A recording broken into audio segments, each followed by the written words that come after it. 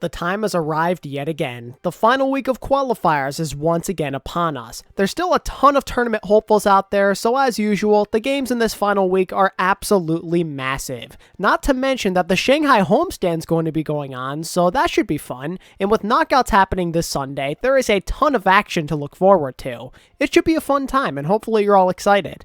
On that note, let's get started. We're going to skip over the weekly recap thing this week just because there's a lot to get to, and this video would be very, very long. I mean, it's already long as it is, so let's just skip that for today. So as a friendly reminder, games are going to be starting this Thursday. There's two NA games to look forward to. The first will be the Atlanta Reign versus the resurgent London Spitfire. Whether we continue to see a lot of rush or Bunker sees more of a spotlight, this is 100% Atlanta favored. Progression or not, the Spitfire are still not quite at the level that they need to be. I'm impressed with how they fought against the Shock and Eternal, but it's not like they beat either of them. Plus, the Shock kind of are struggling anyway, so you can't give them as much credit as you potentially could. And if we're being honest, Atlanta are kind of better than both of these teams anyway. I don't think the composition choice matters all that much either, unfortunately. You want to play Rush? Then you're running into one of the best in the league at it. Edison on that Symmetra is very deadly. Then you have the tank line, who should be absurdly dominant as well. And if I'm being honest,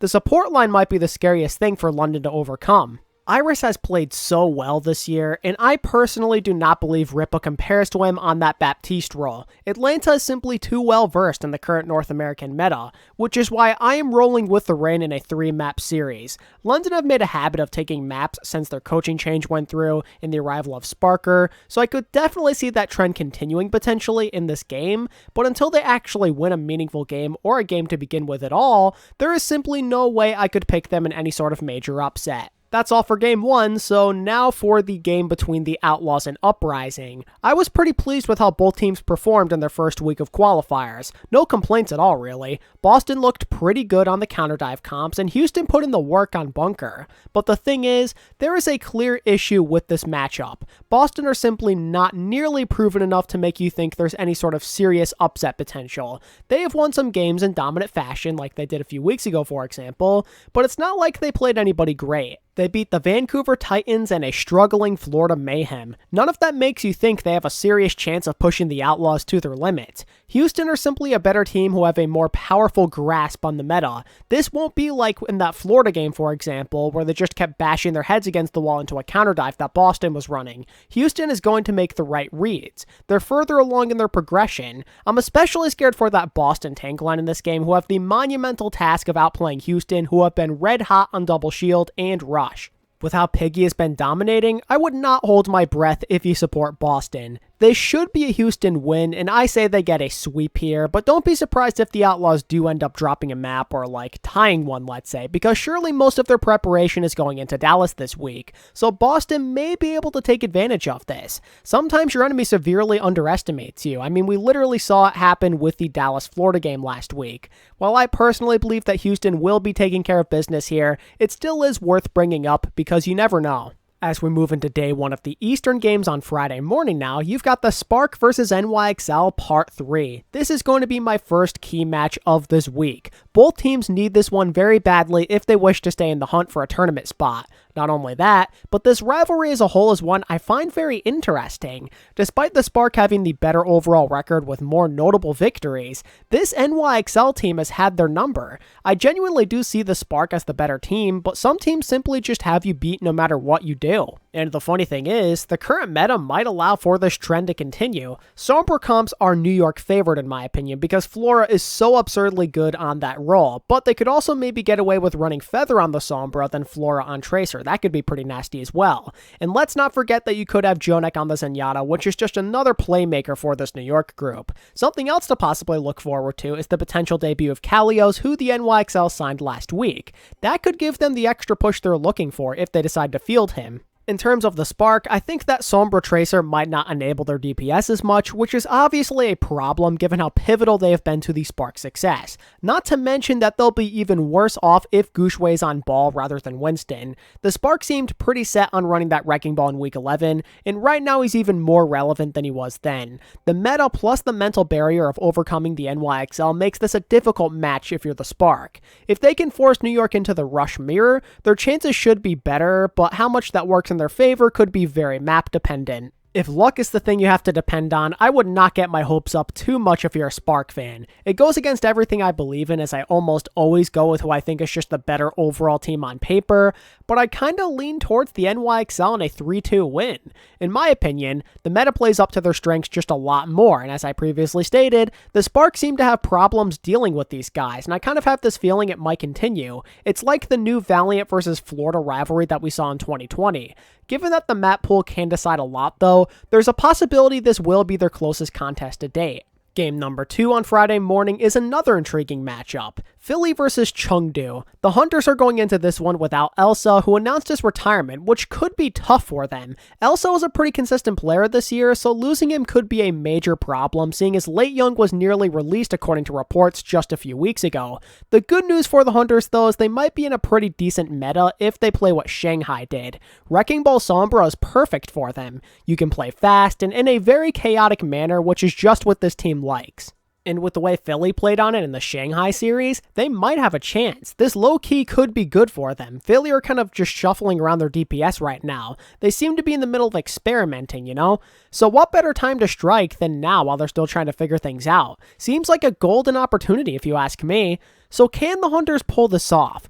Well, to me, it's 50-50. It really depends on the fusion, because I personally think they can be pretty good at ball DPS comps as well. It's really just a matter of what you think of their loss against Shanghai. Was it them playing really bad, or Shanghai just being way better? I would guess it's the second thing, given how dominant they were against Seoul as well, and if that's the case, it's within reason to believe they will play much better. The Sombra comp is better suited for Chengdu in my opinion, but Philly might be better off simply because Chengdu are in a weird state. Their off-tank retired recently, and they've been losing a fair bit as of late. Because I think Philly can play decently in this meta, and I do have a bad feeling about Chengdu, let's go with a 3-1 fusion victory. I have no idea if these rumors are true because there's been a ton of denial, but Chengdu are supposedly not in the best state internally. Again, it's all rumors, take it with a grain of salt. I have no idea what's true and what isn't, but it's something to think about. You could see a similar thing happen to Chengdu that we saw at the Shock when Striker retired. It can be very deflating, you know? Anything can happen when Chengdu is in the lobby, but you kind of have to favor the fusion given the circumstances. Ending the Friday morning APAC action is the red-hot Shanghai Dragons versus the Los Angeles Valiant. After the gameplay we saw in Week 12, I think it goes without saying that the Dragons are quite easily the team to beat in the East currently. Dismantling the Dynasty and the Fusion the way they did goes to show they're on a completely different level because Seoul and Philly, they're both pretty respectable teams, I would say. It just goes to show that the Dragons are kind of just on a different plane of existence with this Sombra Wrecking Ball stuff. This one's a 3-0. End of story. If the Dragons can dominate two of the better teams from this region, the Valiant might be in for one of their quickest losses to date. Arguably the best team in the league is taking on the worst. That's a GG go next. Oh, and with that win, the Dragons officially clinched their spot in the knockouts, getting them one step closer to a third consecutive tournament appearance. As we continue onward into our Friday, we go back to the West, where we start with the Justice versus the Spitfire. From what we've seen from the start of Season 4, the Justice are pretty good with taking care of business against the teams who are clearly a tier below them. 1 week was an exception to this, but mostly because they didn't know the meta all too well at the time. From a general standpoint, these are the games they win. That's where they've gotten most of their victories this year. Beating meh teams is the reason why they have 6 wins. They remind me a lot of last year's Atlanta Reign. They lose to the really good teams, then they beat everybody else. Lucky for them, this is one of those games where they are clearly better. No offense to London, but that is the truth when considering the record difference in the overall roster comparison. But does that mean this won't be entertaining in the slightest? Well, not necessarily. As previously noted, the Spitfire are definitely making improvements. If they've been practicing it, their bunker comps may not be half bad. You've got the synergy and more playmaking thanks to Sparker. Set up plays for your young DPS phenom and go from there. If you get them going early, it's only going to make everybody else get into a rhythm faster. But if we're being honest, the likelihood of London winning this contest is tiny. I am big time favoring the Justice tank line in this one. My prediction is that Fury goes off on the Sigma. This veteran is a winner. He is not going to sit there and watch from the sidelines for the second tournament in a row. My prediction is he puts the London tanks in their place as the Justice win 3-1. Whether it's this match or the Glads, I believe in London to at least take a map this weekend.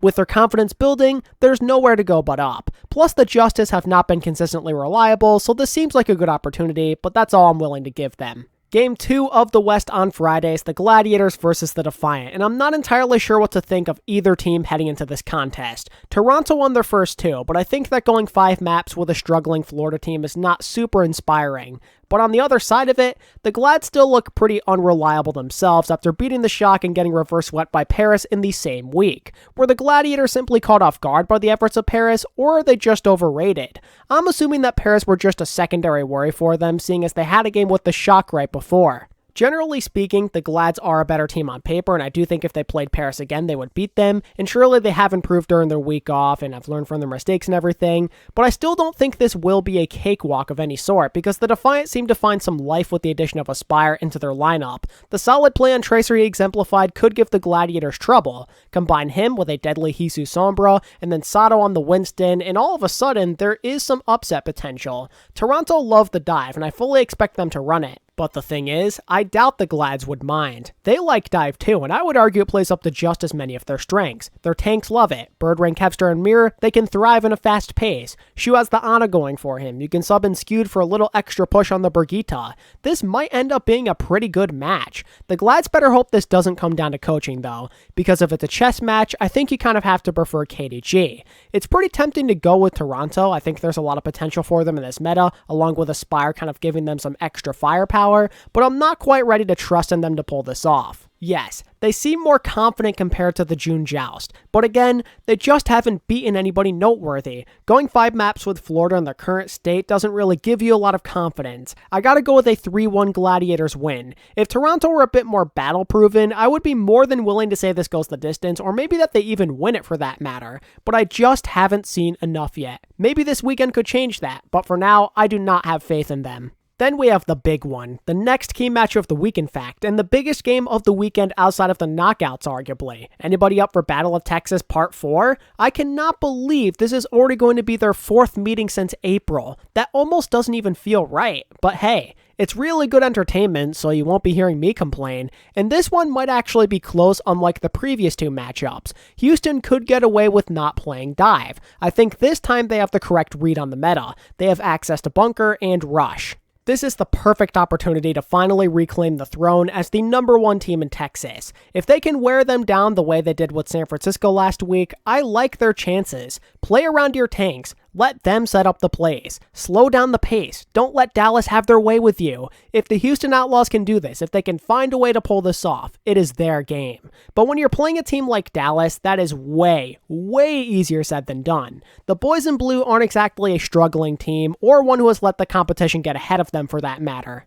You already know that the Fuel have no interest whatsoever in matching their opponents in any sort of slow Orisa comp. It is not going to happen. They're going to play rush or dive, so it's going to be on Houston to not let them get comfortable on either of those comps. However, Houston may decide to scrap the shield stuff altogether and just meet them head-to-head with rush comps, and in that case, they also may have a chance as they're around Atlanta and Dallas level on that Rhine stuff. If they embrace this comp or the other, the Orisa comp for that matter, for the whole game, they just pick one, I personally believe they will lose. I don't think it's in their best interest to stick to one comp. It could be a really tight back-and-forth series, but Dallas as a whole are just better at adapting, I feel, so they kind of just have to take a mixed approach. Take it map by map, point by point even. Do not overcommit or you're going to lose this game. I can't tell the future. I have no idea what they'll do, but my gut feeling is telling me they will commit to one of these 2 comps, and if that's the case, Dallas will find a way to counter and or in the case of Rush, outplay them down the stretch. The Dallas Fuel will win this series in 5. There is no way they let the Outlaws do what Florida did to them last week. They're just not that kind of team. Now maybe I'm wrong. Perhaps Dallas are overdue for a loss. Maybe Houston come in with the right approach. But right now, Dallas are just too good to bet against. Their level of play and their teamwork, it can only be matched by very few. They're like last year's Shock. You can push them. You can really make them earn it. You could have them on the brink of defeat. But more often than not, they are going to be the ones making the clutch plays as you sit there wondering where everything went wrong. Whether I'm right or way off on this game, we can all agree on one thing. We are all praying to the Overwatch gods that we get a great match. Speaking of praying to the gods, that's what all Philly fans are going to be doing when playing the NYXL this Saturday. They need this one. Win or loss to Chengdu, This is one they cannot afford to lose. It could decide if knockouts are in their future or not. It's kind of similar to the June Joust in a way. All they have to do is not choke in the final game, and there's a good chance they're in. This especially happens to be the case if they beat Chengdu the day before. Now, of course, it won't be as easy as playing the Valiant. Oh no,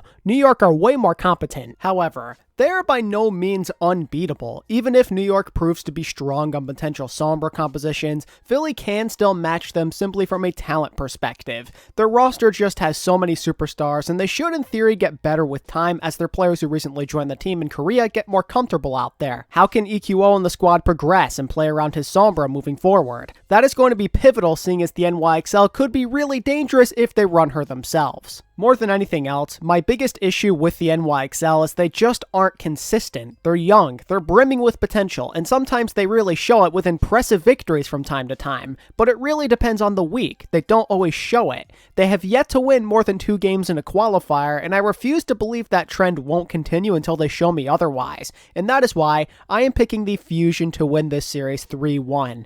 They definitely do have a shot of beating the Fusion, as they are a team they've beaten in the past, but it's that inconsistency factor that drives me away ultimately. Neither one of these teams are what you consider consistent, but Philly have a deeper roster with stars you can find more trustworthy. Unless the Shanghai game had bigger implications than I'm realizing, the Fusion should take care of business. I know this franchise is cursed and all, but missing out on 2 knockout rounds in a row would be a little crazy even for them. Apologies in advance if I curse your team, Philly fans. Just remember, I want them to succeed too. As we reach the middle game of Saturday, the LA Valiant try their luck against the Hunters. The Hunters may be in a weird spot right now, but they still have more than enough talent to win this without a lot of trouble. I'm gonna sound like a broken record, but it is the Valiant at the end of the day. Even in a weakened state, you kind of have to throw really hard to lose in this kind of situation. Chengdu win it 3-0, no sweat. As mentioned previously, I kind of like the Hunters in a Sombra meta. They can really embrace the chaos, so since they'll be in their element, the Valiant don't stand a chance. The final APAC game before knockouts will be the home team Shanghai Dragons taking on the Hangzhou Spark. Before even getting into detail, you immediately have to favor the Dragons with how they played last week.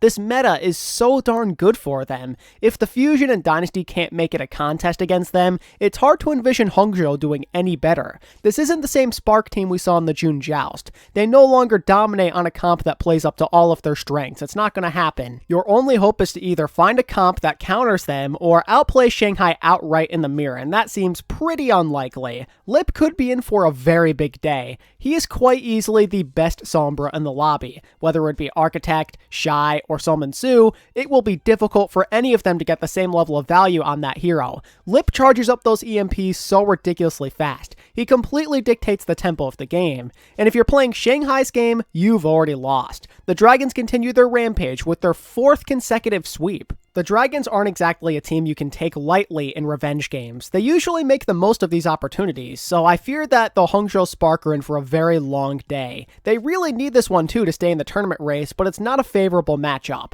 A crack at redemption will have to wait. Okay, ladies and gentlemen, it's time for the home stretch. North America, Day 3. First up is the Atlanta Reign versus the Boston Uprising. No offense to Boston, but this has to be a really tough week overall. Having Houston and Atlanta back-to-back when you have an opportunity to make the knockouts has to suck. 2 games where you are clearly the underdogs puts a ton of pressure on you. Seeing as the Reign lost a match last week, going 2-0 this week is extremely important. They will not be messing around. The Uprising demand respect. They're also nowhere near that top level though. They're off to a great start this stage, but kind of like with the Defiant, they're still kind of unproven. You beat Vancouver and a Florida team not at full strength. Not to mention that they dropped a map in the Vancouver series showing they still have a long way to go. The Atlanta Reign's level of play is going to be stronger. 2 of the most popular comps in this region heavily are going to be in Atlanta's favor. The Atlanta Reign probably win the series 3-0 and punch their ticket to the Summer Showdown knockout round.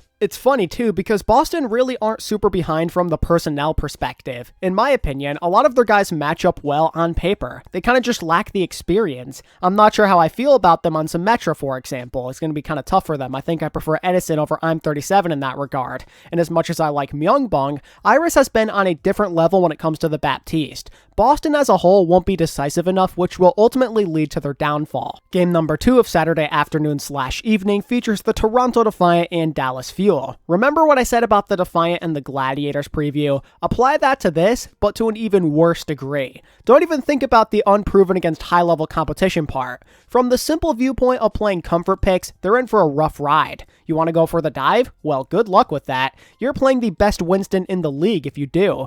You could maybe draw even on DPS, let's say, but I'm not expecting any overwhelming advantages given that Doha and Sparkle have a pretty lethal Sombra Tracer of their own. If you attempt to go rush, Dallas also feel better on paper. After what we saw in the Atlanta game, I'm pretty convinced that Dallas can beat just about anybody on it. This really is a metaphorical brick wall. An unproven team beating the best team in their region is asking for a lot. It's way too much. That is why I'm predicting a 3-0 Dallas victory. If I don't have Houston beating Dallas, then you best believe I don't have Toronto beating them either. I would love nothing more than to see the Defiant rebound with their second knockout round appearance this year, but this week is simply too demanding.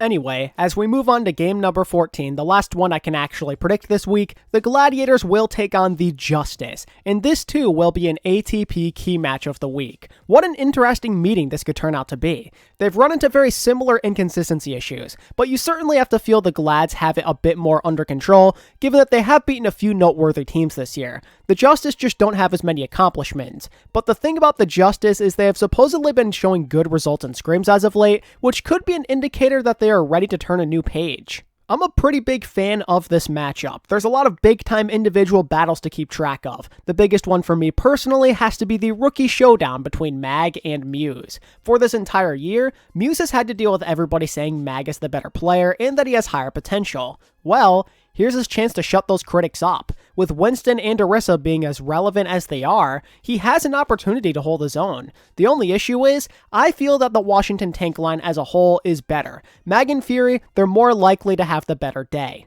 Doesn't mean the Glads tanks have no shot whatsoever at being the better tank line that day. No, they definitely could be. I just think they have a tall mountain to overcome. Something else to keep an eye on is the DPS. If we see Tracer, can Kevster hold his own against Decay? Will Birdring outplay Assassin if we see Sombra? Who has the better overall day between Decay and Birdring in a general hit scan battle? Those are all tough calls to make. Generally speaking, I have preferred Birdring and Kevster as a duo this year. Assassin has been a bit inconsistent for my liking, which could be a problem if Kevster brings his typical A game. I worry that Assassin not showing up in a big game could come to fruition here. So for that reason, I am giving the slight edge towards the Gladiators DPS. For the sake of tiebreakers, here's my thoughts on the two support lines and their overall battle. If you look at performances on the year, the Glads take it. Bebe and Closer, they've been fairly respectable, but the likes of Shoemoth and Skewed are just at a different level in my opinion. They have the Brig advantage thanks to Skewed. Shoe in particular is somebody I fully expect to play better than his counterpart more than anybody else though. He just gets more value out of the Baptiste, and while I think it's a bit closer on a character like Ana,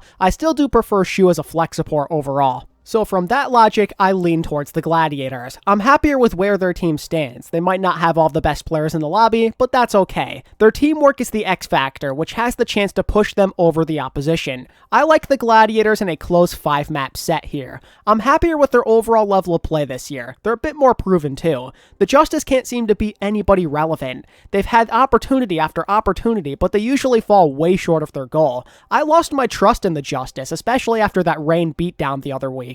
If I'm being 1000% honest, I don't trust either team, but I just so happen to trust the Gladiators slightly more thanks to their achievements and better consistency on the year. There's not much confidence behind this prediction. When you have two teams who are this unpredictable, anything is possible. Better hold on tight because this could get bumpy. And there you have it. That's who I have winning in the games we know about this week. But of course, it is week 3 of a qualifier, which means that there's more content to come. Let's end this video with some general knockout round predictions. In APAC, I have the Dragons, Fusion, Dynasty, and Hunters making the knockouts. Chengdu get in by the skin of their teeth, by the way. If my preds hold true, they will just barely get the better map differential over the NYXL. In the West, I have the Fuel, Reign, Outlaws, Eternal, Gladiators, and Justice making it. Teams like Paris and Seoul, we already knew that they qualified last week, but we still can predict what seed they get at least. In terms of who I see advancing from each region, I'm going with both teams from Texas in the West, and then Shanghai and Philly in the East. Out of all of these teams, the one that probably will seem very risky is the Fusion, given their choking history. I just feel they should be able to break through eventually this year. Why not now, you know? The haters are mega doubting them, so you're gonna have a chip on your shoulder, so now is the time to prove them wrong. The other ones are pretty self-explanatory, though. Dallas and Shanghai, they're basically unstoppable, they're the two best teams in the league, and then Houston, they have just looked really good in this meta. Hopefully the knockouts don't disappoint. Let's get some really good games going on Sunday. Anyway, that's all I have to say about my predictions, so that's gonna wrap it up. Surely these will not end well because my brackets are usually awful, but hey, I'm used to it by now. Just add it onto the giant list of bad takes, am I right? Anyway, that just about wraps up this week's prediction content. If you enjoyed it, dropping a like, commenting, and subscribing would be greatly appreciated. Thank you all so much for your support as usual, and until next time, this is ATP, signing out. Peace.